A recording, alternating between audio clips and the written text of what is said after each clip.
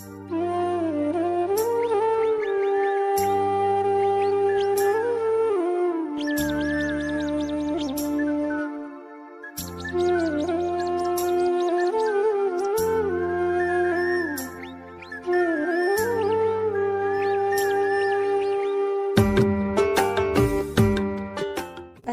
আলাইকুম, আমি তানিয়া মহেশপুর থেকে বলছি। কাছে এবং দূরে, দেশ এবং দেশের বাহিরে যে যেখান থেকে আমার ভিডিওটি দেখছেন, আশা করি সবাই ভালো আছেন। আল্লাহর অশেষ রহমতে আমরাও বেশ ভালো আছি, আলহামদুলিল্লাহ। তো চলে আসলাম আরও একটা নতুন ভিডিও নিয়ে। আশা করি সবার ভালো লাগবে। প্লিজ কেউ স্কিপ করে দেখবেন না, সম্পূর্ণ ভিডিও দেখার অনুরোধ রইল আমার প্রিয় আপু ও ভাইয়াদের কাছে। আজকে কিন্তু আমার হাঁসে 4টা ডিম দিয়েছে, আর আমার শাশুড়ি আম্মার হাঁসে 4টা ডিম দিয়েছে। আমি ঘুম থেকে উঠে দেখি আমার শাশুড়ি আম্মা হাঁস ছেড়ে দিয়েছে। তো আমি কিন্তু আব্দুর রহমানের বাবা চলে যাওয়ার পরে আব্দুর রহমানকে গুছিয়ে দিয়ে তারপরে ডিমগুলো তুলে নিয়ে এসেছি, আর পরিষ্কার করে ধুয়ে এখন ফ্রিজে রেখে দিব। শুরুতে একটা কথা বলি, প্লিজ ভিডিওটি কেউ স্কিপ করে দেখবেন না। আর ভিডিওটি শুরু করেছেন যখন, প্লিজ একটা লাইক দিয়ে দেন। আর আপনাদের হাতের একটা লাইকেই কিন্তু পারে আমার এই ভিডিওটি ইউটিউবে আপনাদের মতো আরও অনেকের কাছে পৌঁছায় দিতে। তো প্লিজ একটা লাইক দিয়ে দেবেন।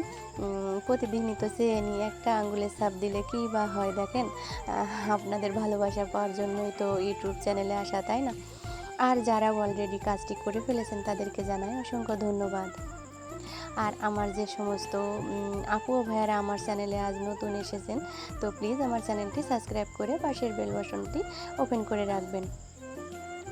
তো আমি ডিমগুলো রেখে দিয়েছি, দিয়ে তারপরে এই যে খাবারের যে থালা বাসনগুলো হয়েছিল রাত্রে, তো সেগুলো তো রাতে আমি ধুতে পারি না এখন, তো এখন সকালবেলা ধুয়ে রেখে দিয়েছি। আর এই যে মিষ্টি তৈরি করে সেই দুধের হাঁড়ি আর কি, দুধ জাল দেয়, এতে প্রায় 30 কেজি দুধ ধরে।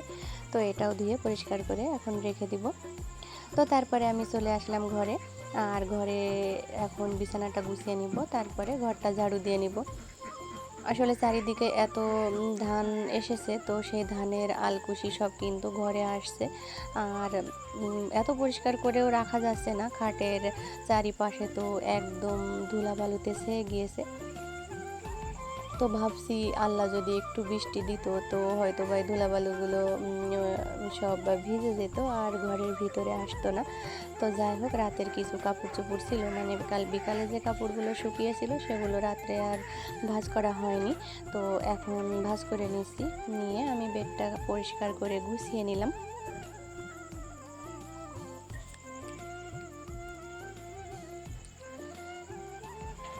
এদিকে আমার ভাগ্নে কিন্তু শুয়ে আছে খাটের পরে, আর আমার ননদও ওখানে আছে। তো আমরা গল্প করছিলাম আর আমি আমার কাজগুলো করে নিচ্ছিলাম। তো এখন ঘরটা ঝাড়ু দিয়ে নিচ্ছি। আর যেহেতু চারটা ঘর, তো সব ঘরগুলো তো আর ক্যামেরা সেট করে ঝাড়ু দেওয়া অসম্ভব, তাই না? এই জন্য আমি আমার ঘরটা আর এই বারান্দাটা ঝাড়ু দিয়ে পরিষ্কার করে আর মোছা, সেইটাই কিন্তু আমি ক্যামেরাতে নিয়ে আসি।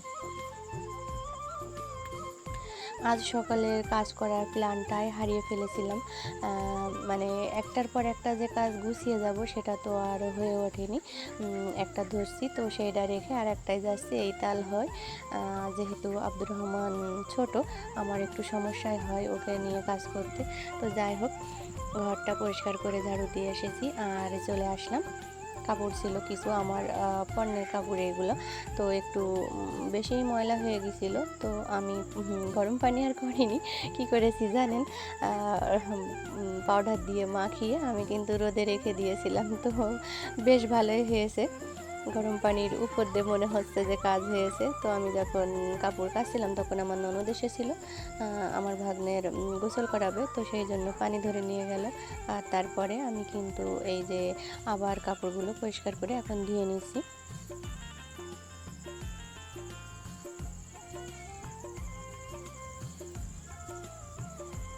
সকাল হলেই বোঝা যায় কত কাজ থাকে, কাজের কোনো শেষ হয় না। কাজ কি বলবো, একটার পরে একটা কাজ তো সামনে এসেই যায়। আর সেই কাজগুলো যদি করতে না পারি, তো আমার মাথা তো কাজ করে না, কখন করব এই ইয়ে করেই আমার সময় চলে যায়। আর আব্দুর রহমান তো ঘুমায় না, আর ঘুম পাড়িয়ে যেটুক ঘুম পাড়িয়ে কাজ করতে আসি সর্বোচ্চ 20 মিনিট, তো আমার একটু সমস্যায় হয় আর কি। তো যাই হোক, কাপড়গুলো আমি মেলে দিলাম রোদে। আসলে রোদের যে তাপ বেশিক্ষণ তো লাগবে না শুকাইতে।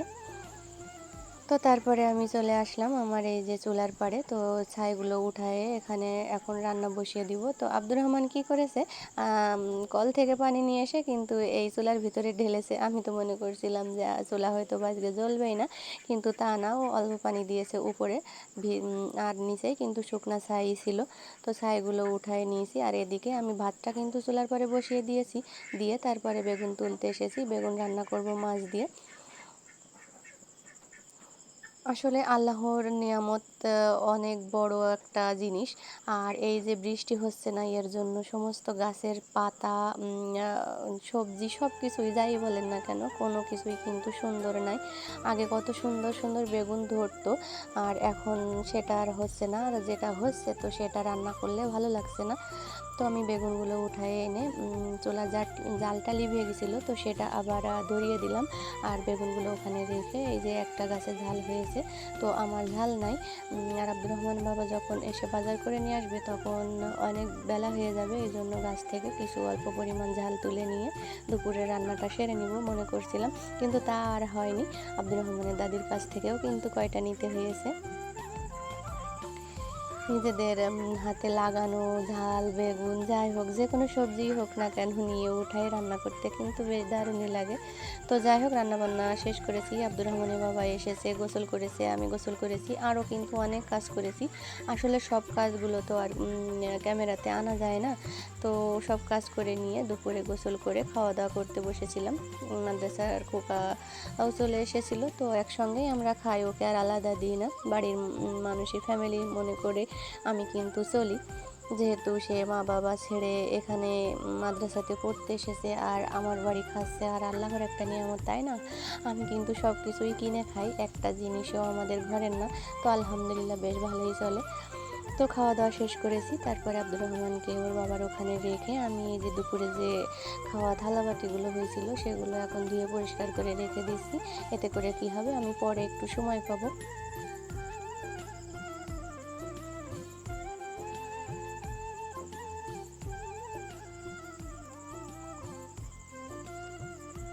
আমার ভিডিওতে অনেক আপুরা আসে, খুব সুন্দর সুন্দর কমেন্ট করে। আসলে আমার খুবই ভালো লাগে সেই সব আপুদের কমেন্টগুলো পড়তে।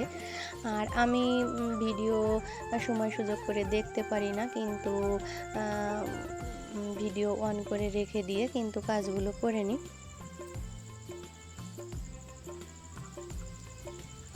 আর এদিকে কি হয়, আমার আপুদের আমি ফুল অসটা করে দিই, আর হচ্ছে আমার কাজগুলোও হয় আর ভিডিওটা অনও থাকে।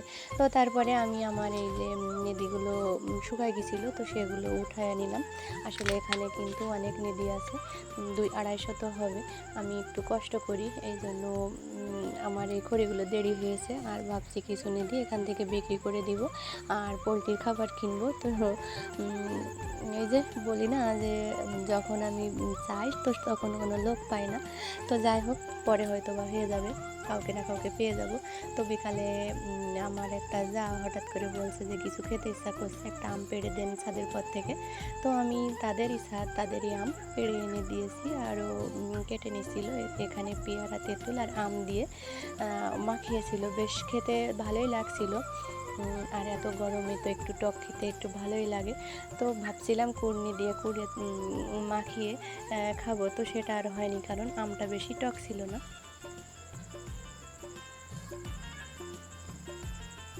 একটু মিষ্টি মিষ্টি ছিল, এই জন্য বললাম আপনি ফালি করে করে কেটে দেন, এটা খেতে ভালো লাগবে ধরে ধরে আর কি। আমার শ্বশুর বাড়িতে কোনো আম গাছ নাই, আমার বাবার বাড়িতে আছে। তো অনেক দিন মানে সামনে দেখি না, তো আমি এখনও মনে করছিলাম যে আম মনে হয় এখনও ছোট, তো না, ভালোই কিন্তু বড় হয়ে গিয়েছে।